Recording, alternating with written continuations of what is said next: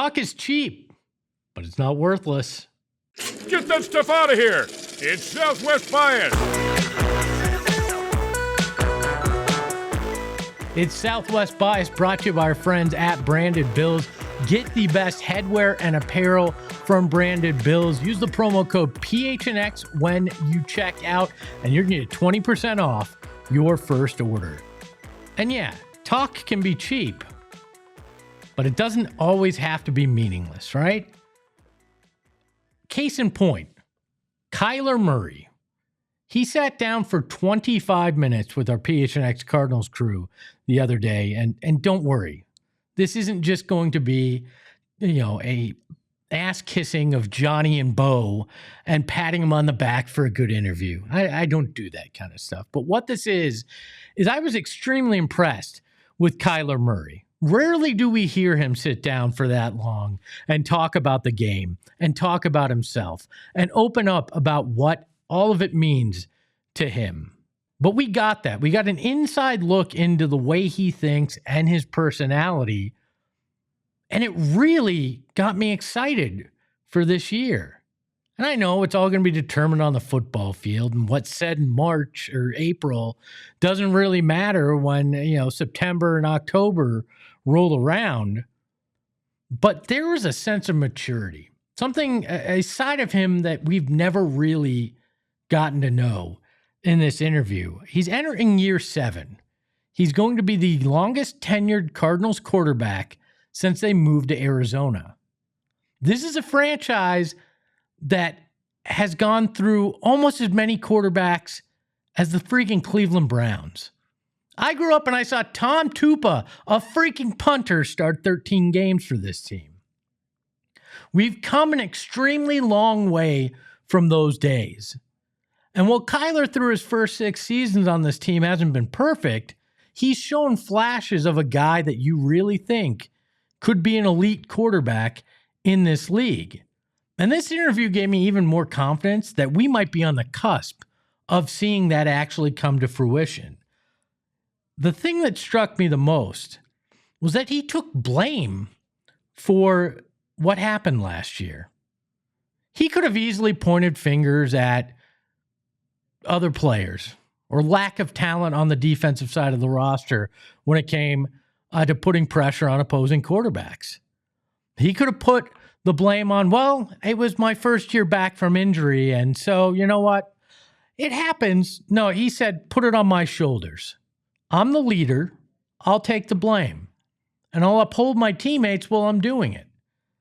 I mean, he sat there and he talked about how other guys on this team worked their asses off last year, how he needs to get better, and that as a group, they all need to raise each other up.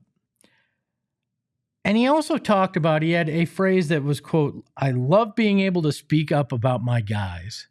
And it was in reference to when you hear rumors about Cardinals players. And I got the feeling, he didn't say it specifically, but I got the feeling he might have been talking about in reference to the rumor that came up a week or so ago about the Cardinals not being happy with drafting Marvin Harrison Jr., maybe even regretting it a little bit last year that they didn't take Malik Neighbors instead of Marvin Harrison Jr. Now, think what you want about the rumor. You can make that decision for yourself. But it's pretty obvious that Kyler thought it was total BS because he talked about how well Marvin Harrison Jr. fit in with the team, how hard he worked, and how at one point in the season, Marvin Harrison Jr. realized that the game was slowing down for him and how important that is for his development. He took what could have been a negative, something he could have brushed off, and he turned it into a positive, a chance to talk about a guy that he really values on that offensive side. He did the same with Trey McBride and talking about how excited he is for his growth and what they're going to be able to accomplish. And it wasn't in the cliche way. It wasn't in rah, yeah, I love my guy. It was thought out. It was heartfelt. And mature again. It's something, we've heard so many things about Kyler Murray, and the video game clause did him zero favors in terms of view as maturity. But this gave me a lot of confidence. When Kyler Murray said he felt like the sky's the limit for him and this team this year, it felt like belief, not BS. And that's what you want from your leader. You want somebody that's going to take the blame when things go wrong and give the credit when things go right to those around him. You want a guy that's going to sit there and believe in himself and his teammates and talk about it with passion and conviction. And then there's the connection with Jonathan Gannon. When he talked about the first time he met Jonathan Gannon in their first conversation, it felt like a football guy talking to a football guy. There's a level of trust between quarterback and coach that you have to have success. You don't necessarily have to like each other. We know that that's not always the case, but you have to have a level of trust between quarterback and head coach to win. And you could hear it. You could feel the true connection and trust between Gannon and Murray when he was talking about it. That gives me such faith that this is the year that we're going to see that next step. Not just for the Cardinals, not just for the JG era, but for Kyler Murray himself. He's coming off a serious injury. And while he didn't make excuses for it, there is a period of time that it takes to get back to where you were, if you're even capable to get back to the level that you were at or exceed it. And he talked about how there were some mental hurdles he had to overcome last year and some pain that comes along with recovery that concerned him at times. But then he talked about how he feels right now, that he feels better than he ever has, that he feels ready to go out there and do whatever it takes. And that money quote that went around the internet was him talking about how he wants to run more, to scramble more, to make broken plays turn into big plays, whether it's with his legs or throwing it downfield after using his legs to get away from pressure. That's the Kyler Murray we fell in love with and got excited by. But then you couple that with the fact that now he's playing under center and he's got a whole nother level to what he could do offensively. He's got a running game that other teams can't just ignore, and a receiving core and a tight end that are up and coming. This is set up to be the best season of Kyler Murray's career. He has true weapons out there, and he's about to become a true weapon again himself with the ability to scramble and make plays happen. Yeah, talk is cheap. And March and April don't matter if you don't back it up in September and October.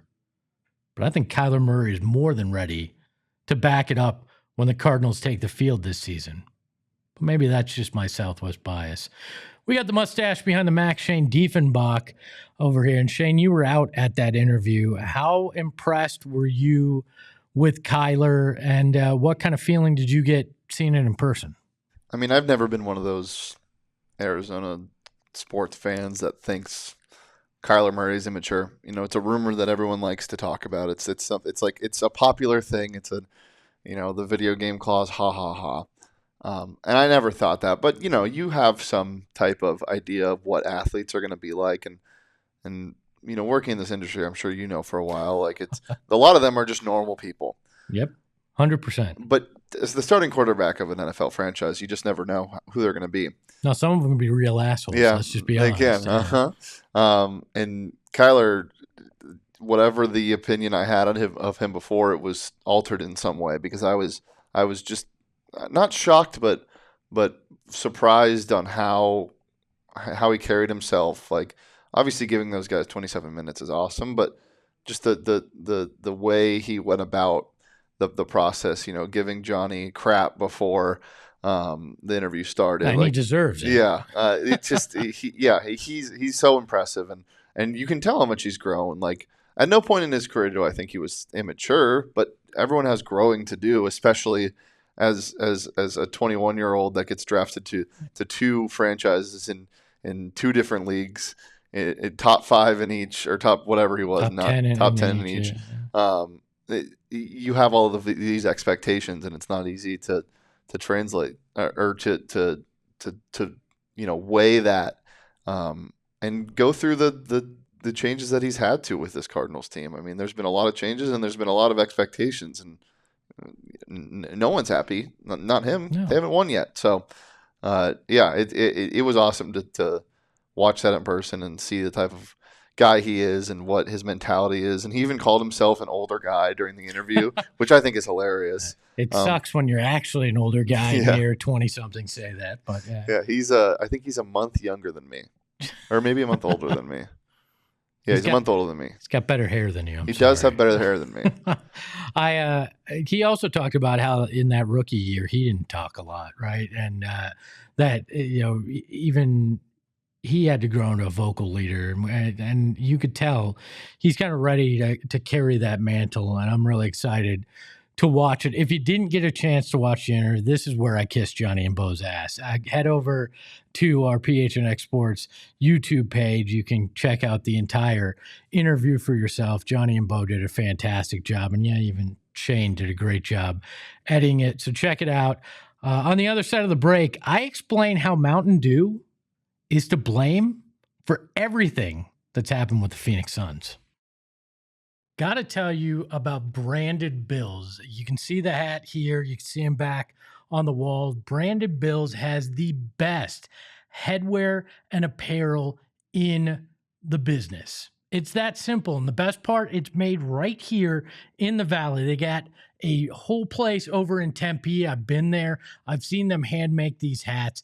It is unbelievable the attention to detail that they put in with the designs and everything that they do and the technology. It sounds funny to say technology when it comes to a hat, but they take it seriously with their fabrics and everything that they do. And if you're looking for a way to customize gear for your business, they've got you covered there too. We make custom PHNX hats through our friends at Branded Bills. They can do the same for your company. But if you're not somebody that owns a company and you're just looking for some amazing hats, they've got hats from your favorite teams, but they also have great state logos like I'm wearing and just fantastic general hats as well. So go to brandedbills.com, use the promo code PHNX, and you're going to save 20% off your first order. I got to tell you about my friends over at All Pro Shade Concepts.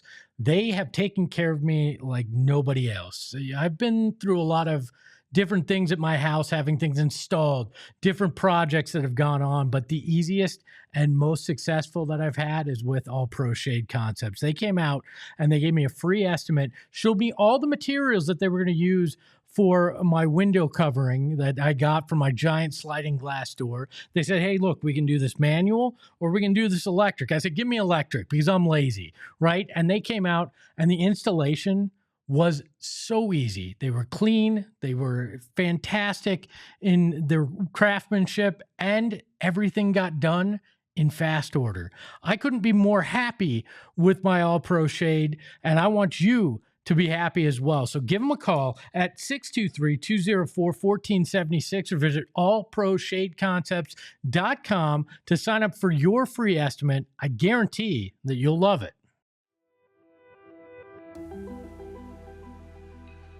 Welcome in to another Tin Foil Hat Club. And today, I've got a conspiracy theory that goes beyond sports, but's tentacles wound up wrapping around the Phoenix Suns. Have you ever had a Mountain Dew? I think the answer is yes. And no, this isn't about it could make you infertile. No, this is about something much, much bigger. Did you realize when Mountain Dew comes out with a new flavor, something catastrophic happens in the world? Yeah, that's right. Mountain Dew Reverse came out. The Maui fires happened. Mountain Dew Blackout came out. The biggest IT blackout that took down technology around the world happened. Yeah, this is big. It's bigger than you and me. Just wait for this one. Star Spangled Bash came out, and weeks later, the bridge, the Francis Scott Keys Bridge in Baltimore, collapsed. You know who wrote the Star Spangled Banner? Yeah, that's right. Francis Scott Keys did. There's another one that I'm not even going to get into, but just search the name Code Red, and you'll find out about it. But Purple Thunder came out back in May of 2022. And you're probably saying, well, what does that have to do with anything, Espo? The Phoenix Suns. You remember it. Middle of May, Game 7, Western Conference Semifinals. The Dallas Mavericks, the Phoenix Suns, Luka Doncic, Devin Booker, and the most disappointing game in Suns history. Game 7 at home, the Phoenix Suns lose in massive fashion, 123-90. 2 weeks earlier, Mountain Dew Purple Thunder came out. It's all connected, people. Everything that's happened since that horrific Game 7. Monty Williams getting fired, DeAndre Ayton traded, Chris Paul traded, the Twins traded, Kevin Durant arriving, Bradley Beal arriving, the ownership scandal. Everything is tied to Mountain Dew Purple Thunder. Purple, the Phoenix Suns, a collapse of a great franchise and completely missing the playoffs despite having a super team. Mountain Dew has destroyed the Phoenix Suns.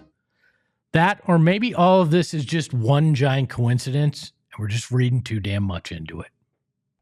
All right, Espo. In honor of the Masters, I decided we're going to play a little bit of golf. But okay. It probably wouldn't be best if we just went up and did that now, because I don't know. When's the last time you played golf? A while, and I hurt my back recently. Yeah, so, I hurt my back recently too, and we got a golf tournament tomorrow. Yeah, I will. I think I'm just going to be riding around in a golf cart.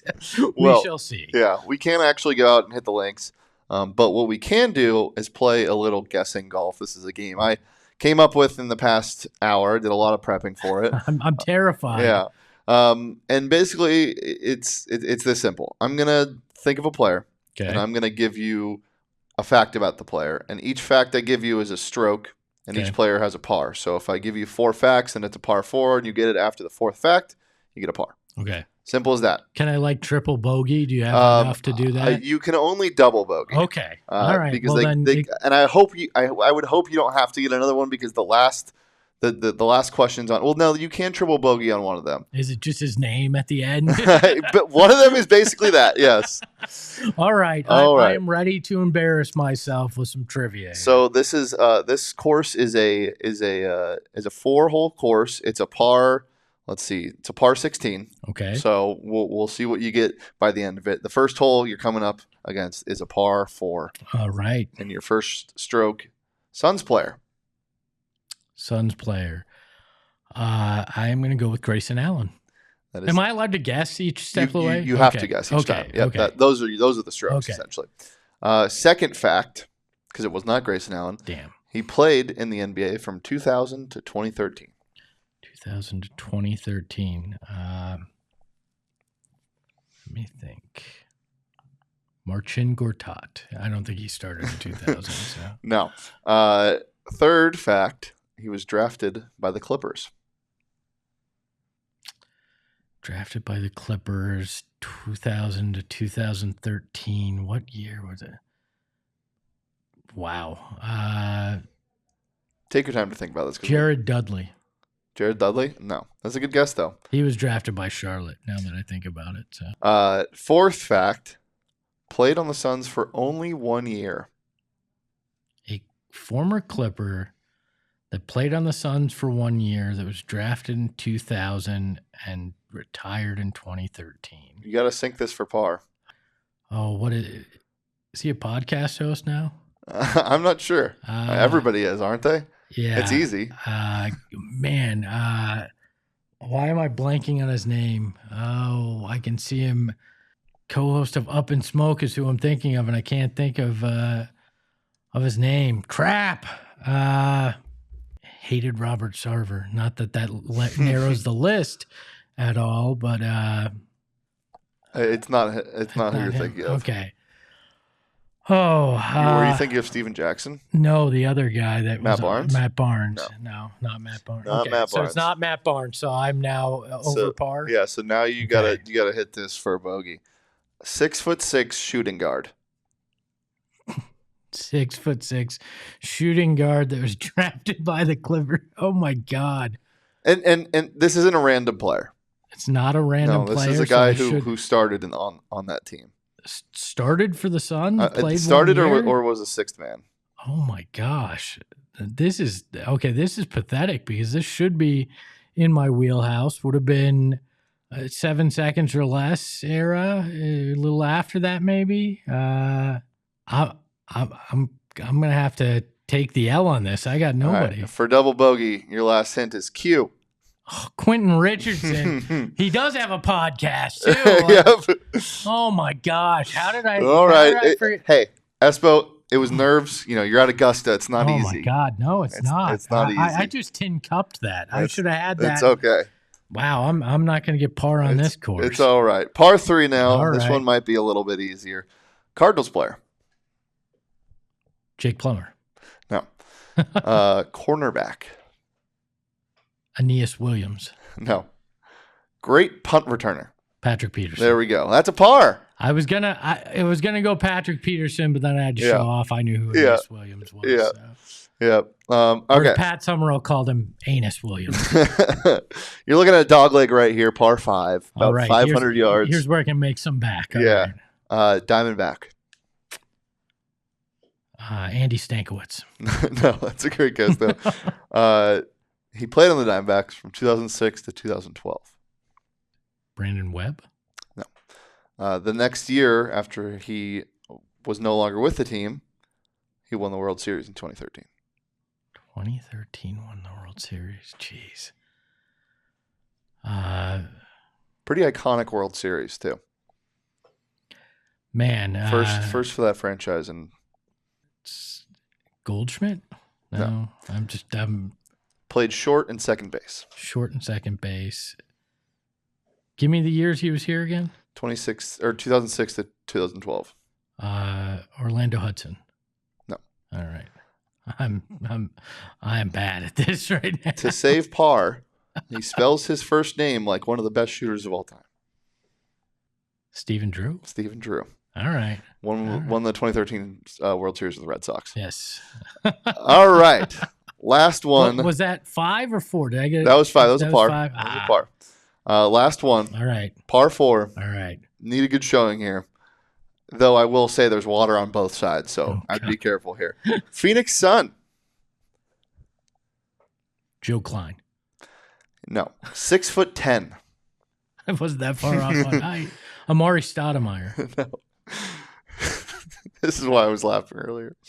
He had a 9-point game on March 4th, 2014 against the Clippers, the most he scored with the Suns.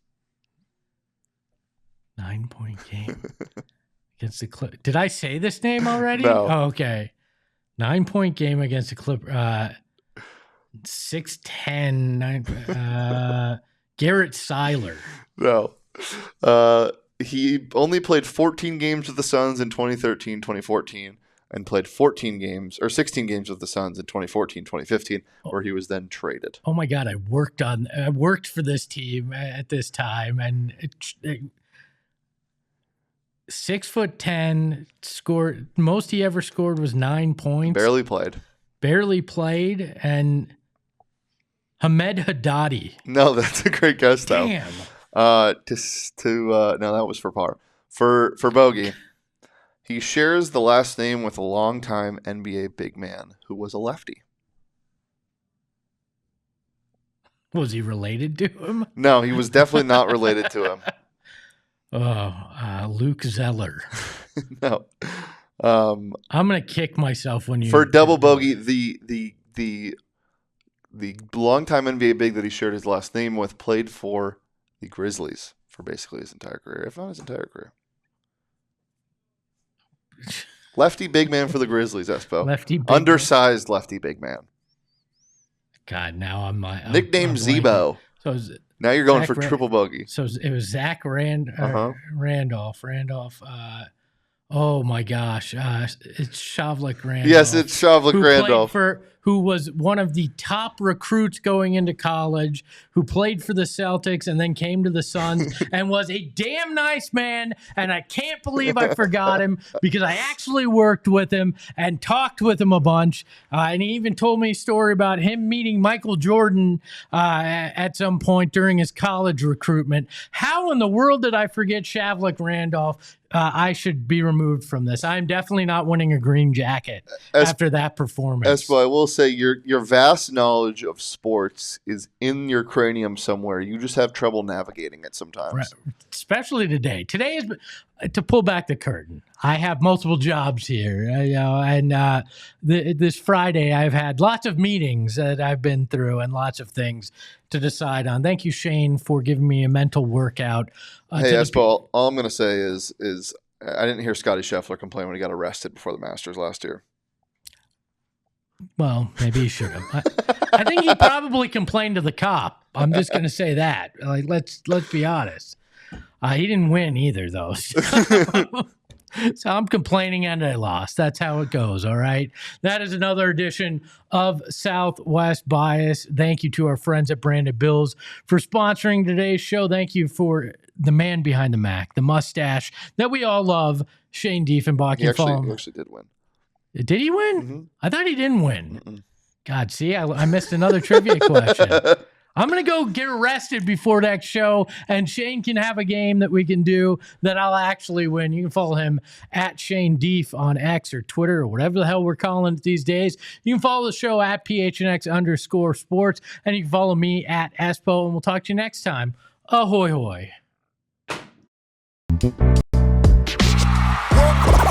all silly like the mayor.